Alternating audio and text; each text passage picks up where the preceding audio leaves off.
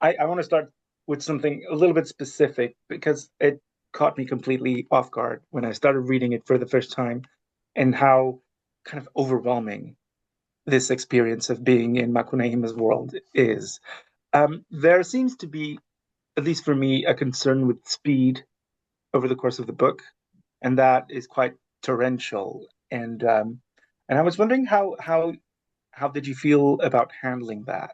The kind of how language kind of comes out of it, like fires in all at all cylinders, and it plays with tupi, it plays with uh, old symbolism in Brazilian folklore, it plays with the new world, the ideas of new world, and like machines, and how this all comes together in like a very fast paced narrative in many ways. Yeah, and how did that work for you?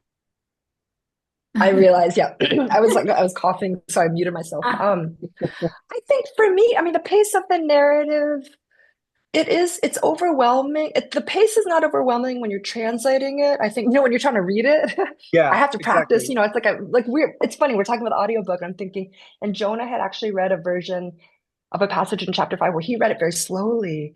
And I thought much more because I kind of read it like a word, like just word pile. Hmm. But the slow version also worked really well. And I thought, oh, this is so interesting to read it differently. But I do hear though, I do hear it as a kind of like drunken delirium Kind storytelling of, around the yeah. campfire.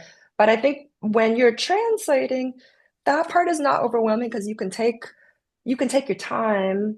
But the overwhelming part is the sheer number of like the volume of references and bits of language that come from all over Brazil Yeah. and the historical references. And because I was trying to have like very minimal, non-academic, but still rigorous notes, this is what took me so long was to kind of, I was tracking down everything. I had like the Roteiro de Macunaíma, the 1954 Cavalcante Proença book, the Guide to Macunaíma. That has so much information about the language and the sources. There's a big bibliography, there's a glossary. That was like my Bible.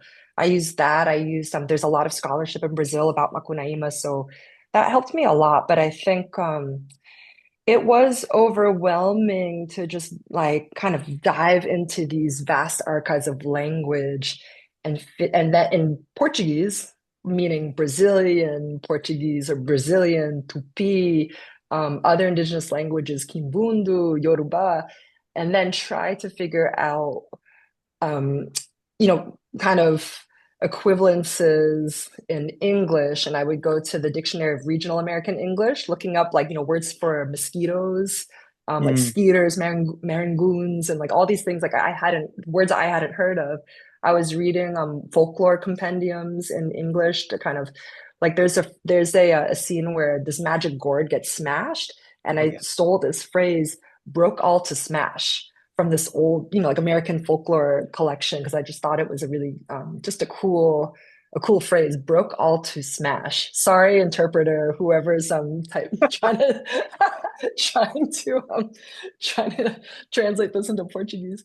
Um and I think, as you saw, I really struggled with figuring out how much of the original language to leave um to show the seams of. So I Yeah. have like sabia song thrushes, I say, but then I just say sabia sika, sabia poca. So I had to decide when to leave bits of the original in because Mário de Andrade, in a letter to, I think the first person to attempt a translation into English, I think her name was Margaret Hollingsworth.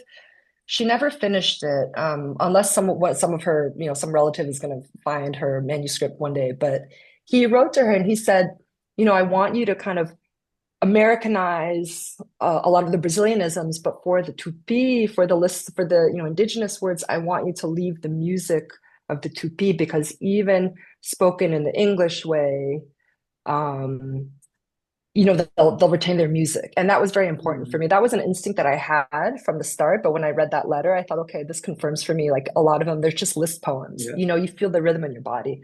There's And a sense of a so, lullaby almost. I, yeah, but I you think know? this, the totally, but I think, for the Brazilian reader, a lot of the words are going to be difficult.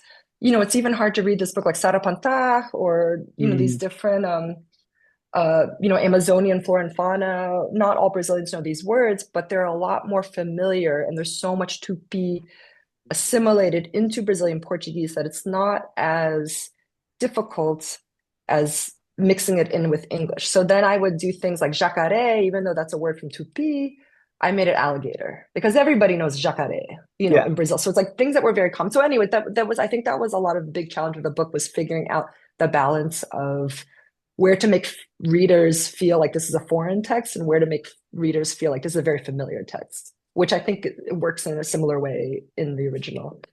Definitely. Like my edition has a thick glossary at the end with a list Right. of words Hmm.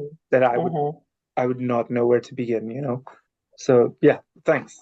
Yeah, Um mine too.